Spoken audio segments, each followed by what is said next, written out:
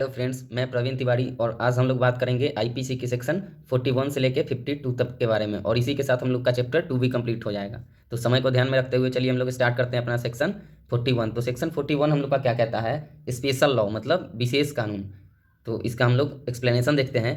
तो एक लाइन में समझे तो special law is a law applicable to particular subject और पर्सन। मतलब स्पेशल लॉ वैसा लॉ है जो किसी खास व्यक्ति या फिर खास तबके पे लागू होता है। जैसे हम लोग एग्जांपल देखते हैं कि अगर कोई आर्मी का जवान है, अगर सेना का जवान है और वो वैसे ही छुट्टी में आया हुआ है, अपने फैमिली के साथ किसी रेस्टोरेंट में जाता है, लेकिन वहाँ पे उसका कुछ लोगों से कुछ झगड़ा उगड़ा हो जाता है, तो वो क्या करता है कि गुस्से गुस्से में अपना सर्विस रिवॉल्वर निकालता है और दो तीन को वहाँ पे शूट कर देता है। तो क्या होता है, फिर उसे कोर्ट में ले जाया जाता है। वहाँ पे तो कोर्ट में ले जाया जाता है तो वो कहता है कि हमें इससे क्या मतलब है, हमें तो बंदूक मिलती है, बस गोलियाँ चलाना रहता है, सरहद पर भी हम यही काम करते हैं। तब उसे कहा जाता है कि नहीं, सरहद पे आप ये काम करते हैं लेकिन अपने सुपीरियर के ऑर्डर के अनुसार, ऐसे नहीं आप कहीं भी गोलियां चला सकते हैं। तो वो बोला कि आईपीसी में तो कहीं लिखा नहीं है कि मुझे कैसे सज़ा मिले। तो फिर उसे कहा गया है कि तुम्हारे लिए स्पेशल लॉ और स्पेशल एक्ट से सज़ा मिलेगा तुम्हें। जैसे हम लोग का आर्मी वालों को सज़ा देने के लिए आर्मी एक्ट 1950 का सहारा लेते हैं, वैसे ही सेकंड है हम लोग का एग्जांपल देखते हैं हम लोग का आईटी एक्ट 2000। तो अगर कोई आदमी 2000 के पहले इतना ज़्यादा कंप्यूटर का यूज़ नहीं होता था, ऑनलाइन कोई भी धोखाधड़ी नहीं होता था, लेकिन उस टाइम करने लगा, लोग स्टार्ट हो गया, तो उन सबको रोकने के लिए क्या हुआ, आईटी एक्ट बनाया गया। तो स्पेशल लॉ यही सब आते हैं हमारे। अब हम लोग देखते हैं अपना सेक्शन 42।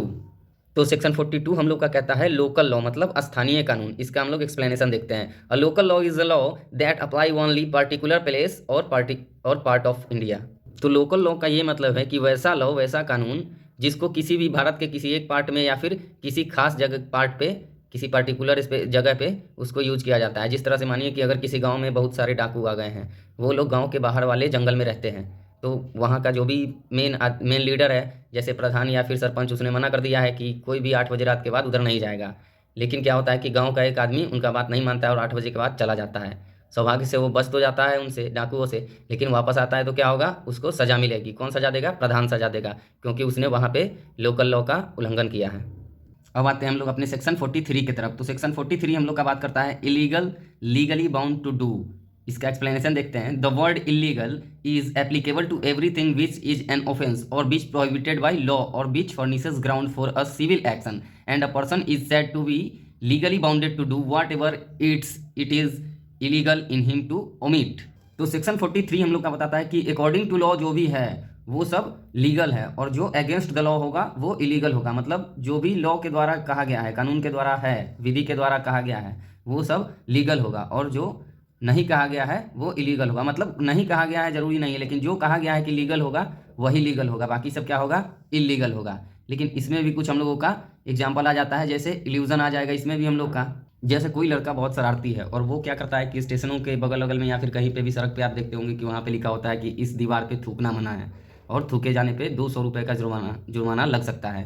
तो फिर एक नोटी सा लड़का होता है, वो क्या करता है कि जाके वहाँ पे ज़बरदस्ती गुटखा वहीं पे जहाँ पे लिखा होता है वहीं पे थूक देता है। तो फिर क्या होता है कि उसे लोकल अथॉरिटी वाले पकड़ लेते हैं, वो पकड़ा जाता है और लेके जाते हैं और उससे 200 रुपये का डिमांड करते हैं। लेकिन वो कहता है कि ऐसा कोई कानून नहीं, आईपीसी में ऐसा कुछ नहीं लिखा है कि ये इलीगल है।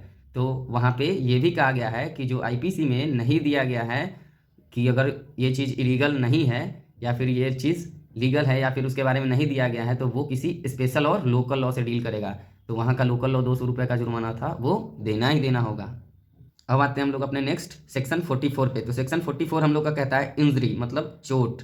इसका एक्सप्लेनेशन हम लोग देखते हैं। The word injury denotes any harm whatever illegally caused to any person in body mind reputation और प्रॉपर्टी।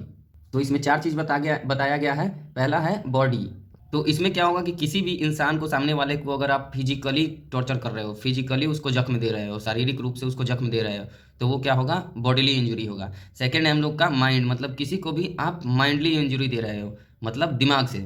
जैसे आपको पता है कि आपके फ्रेंड को भूतों से बहुत डर लगता है, लेकिन एक रात क्या होता है कि उसके घर पे कोई नहीं होता है, वो अकेला होता है और वो कहता है कि आपको कि अपने साथ रहने के लिए। तो आपको ये सब पता होता है, फिर भी आप जाते हैं उसके घर और रात में आप ज़बरदस्ती भूतों की कहानियाँ सुनाते हैं। वो कितना भी मना करता है फिर भी उसको भूतों की कहानियाँ सुनाते हैं। इससे क्या होता है कि वो डर जाता है और वहाँ पे उस केस में अगर उसे कुछ होता है तो वो माइंडली इंजरी पे आएगा। अब थर्ड है हम लोग का रेपुटेशन। मतलब आप क्या करते हैं कि किसी भी आदमी, कोई भी रेपुटेटेड लोग हैं, किसी कोई भी इज्जतदार आदमी है, अब जाते हैं और चौराहे पे आप खड़े होकर और झूठे बात कहने लगते हैं उनके बारे में, बेकार बातें झूठी कि उसने ऐसे किया, वो लोगों के पैसे रख लेता है और ये इसका बिल्कुल भी कोई सबूत नहीं है, तो ये सब क्या होगा कि रेपुटेशन को इंजुरी पहुंचा रहे हैं आप उसके। और फोर्थ है हम लोग का प्रॉपर्टी। क्या होता है कि अगर आपका किसी से झगड़ा होता है, आप कुछ कर नहीं पा रहे हैं, तो आप क्या करते हैं कि रात को जाते हैं और उसके अंदर बाउंड्री में जाके और उसके पेड़ पौधों को काट देते हैं, तो ये आप उसके प्रॉपर्टी को इंजुरी कर रहे हैं। इस काम के लिए भी सेक्शन 44 ही लागू होगा। तो सेक्शन 45 हम लोग का बात करता है लाइफ। लाइफ का मतलब जीवन, इसका एक्सप्लेनेशन हम लोग देखते हैं। Section 45 of IPC define life as denote the life of a human being unless the contrary appears of context. Therefore when a punishment for murder is rewarded under 300 of IPC 1860 if might be imprisonment for life where life denotes the life of a convict और death. तो simply ये बताता है कि life का जहाँ भी बात होगा, जीवन की जहाँ भी बात होगी, तो वहाँ पे अगर किसी का नाम नहीं लिया जा रहा है तो वो हम लोग समझेंगे कि ह्यूमन बीइंग के ही जीवन की बात की जा रही है यहाँ पे। जैसे आईपीसी 1860 के सेक्शन 300 में लिखा है कि किसी भी जुर्म का सज़ा, किसी भी मतलब किसी का मर्डर कर दिए तो उसका सज़ा वहाँ पे क्या होगा कि इम्प्रिजनमेंट फॉर लाइफ होगा। और वो लाइफ किसके बारे में बात करता है, या तो जिसको सज़ा हो रहा है या फिर जो डेथ हो चुका है, जो मर चुका है। तो वहाँ से भी हम लोग लाइफ का मतलब समझ सकते हैं। अब हम लोग अगला सेक्शन अपना देखते हैं। तो अगला सेक्शन 46 है हम लोग का। तो 46 बात करता है डेथ। डेथ मतलब मौत। तो इसका एक्सप्लेनेशन देखते हैं। The word death denotes the death of human being unless the contrary appears from the context. इसका मतलब यह है कि कहीं पे भी डेथ वर्ड का अगर प्रयोग होता है, डेथ का, मौत का अगर उपयोग होता है, तो हम लोग सिंपली समझेंगे किसी ह्यूमन बीइंग के ही डेथ का क्या हो रहा है, बात यहाँ पे किया जा रहा है। इसका एक इल्यूजन हम लोग महाभारत के युद्ध से भी समझ सकते हैं। वहाँ पे कहा जाता है कि मृत्यु हो गई है, तो मृत्यु हो गई है सबसे पहले सुन के सभी के दिमाग में ये आता है कि किसी इंसान की मृत्यु हुई है।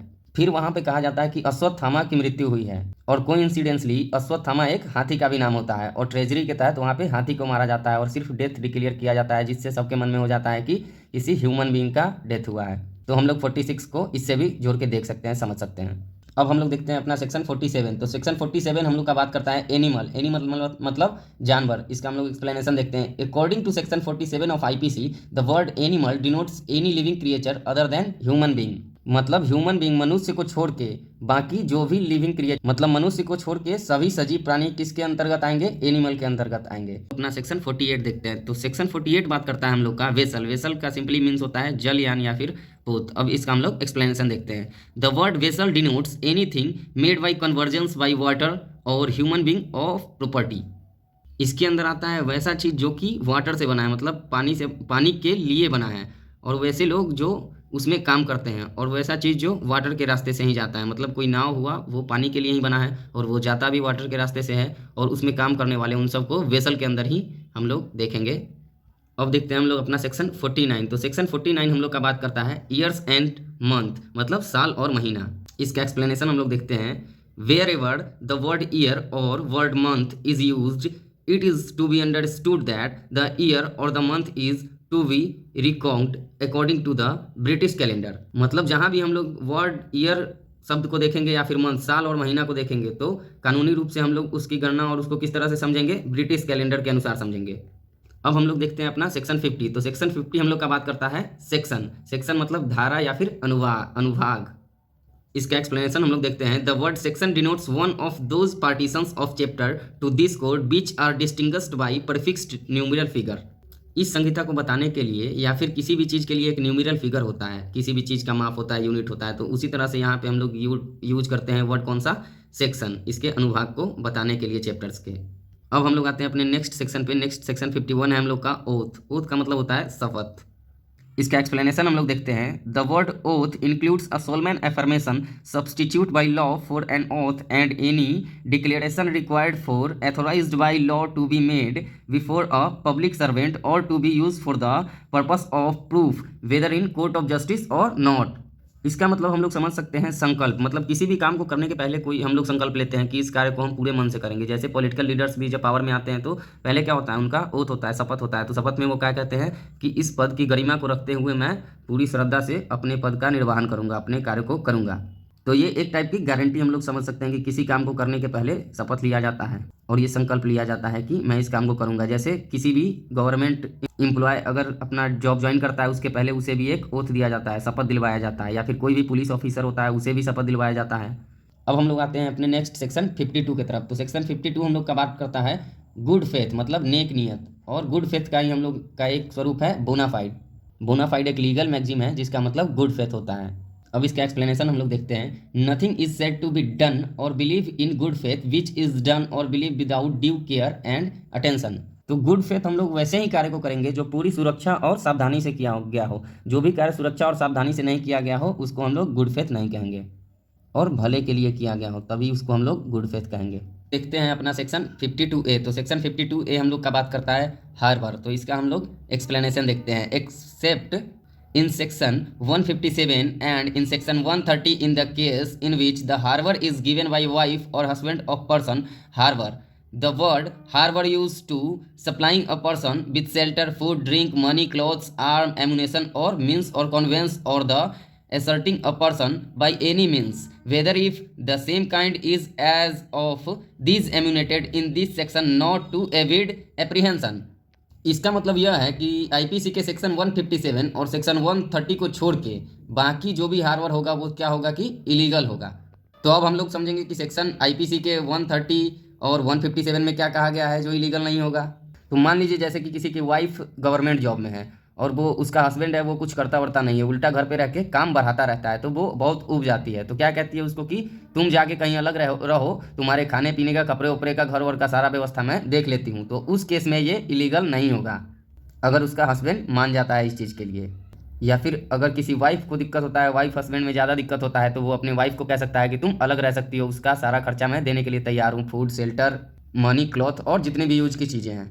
लेकिन इलीगल तब होगा जब आप किसी आदमी को क्या करते हैं कि उसके शेल्टर, क्लॉथ सबका व्यवस्था करते हैं, उसको कपड़ा वपड़ा देते हैं, खाना देते हैं, रहने के लिए घर भी देते हैं, और उसको क्या करते हैं कि आर्म्स वगैरह सब, गन वन सब प्रोवाइड करवाते रहते हैं कि वो जाके अपराध करे। तो इससे क्या होगा कि आप भी चार्ज में आएंगे 52 के, आपका एक्ट भी इलीगल ही है, ये हार्बर इलीगल के तहत आएगा, तो इसको भी 52 के तहत चार्ज किया जा सकता है। इसी के साथ हम लोग का चैप्टर 2 भी कंप्लीट हो जाता है। अब इजाज़त चाहते हैं आपसे, मिलते हैं अगले सेशन में, तब तक के लिए बाय बाय।